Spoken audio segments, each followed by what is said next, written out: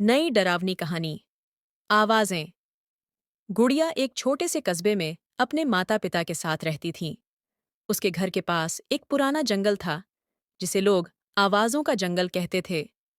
गांव वाले कहते थे कि रात के समय उस जंगल से अजीब आवाजें आती हैं।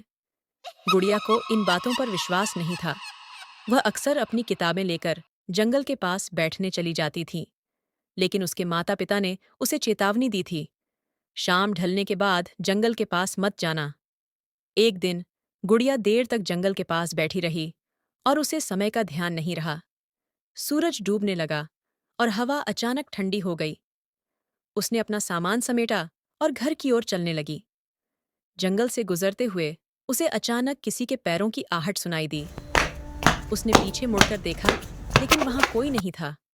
उसने सोचा शायद यह उसकी कल्पना हो और उसने अपनी चाल तेज कर दी। लेकिन आवाजें अब और तेज हो गई थीं। ऐसा लग रहा था जैसे कोई उसके बिल्कुल पास चल रहा हो। गुड़िया का दिल तेजी से धड़कने लगा। कौन है वहां? उसने घबराकर पूछा।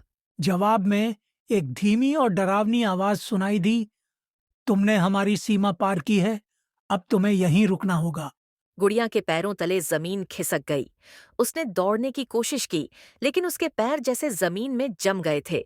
तभी उसने देखा कि पेड़ों के पीछे से धुंधली आकृतियां बाहर आ रही थीं। उनकी आंखें चमक रही थीं और वे धीरे धीरे उसकी ओर बढ़ रही थीं। गुड़िया ने चीखने की कोशिश की, लेकिन उसकी आवाज नहीं निकली। तभी वह आकृतियां हवा में गायब हो गईं और सब कुछ शांत हो गया। गुड़िया किसी तरह घर पहुंची और अपने माता पिता को सारी बात बताई। उन्होंने उसे जंगल से दूर रहने की चेतावनी दी। लेकिन उस रात जब सब सो रहे थे, गुड़िया को अपने कमरे में वही आवाजें सुनाई दी। तुम बच नहीं सकती, ये जंगल तुम्हारा इंतजार कर रहा है।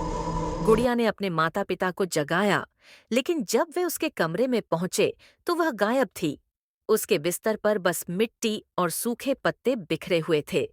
गुड़िया कभी नहीं मिली, लेकिन कहते हैं जो भी उस जंगल के पास जाता है उसे रात में किसी लड़की के चीखने की आवाजें सुनाई देती हैं।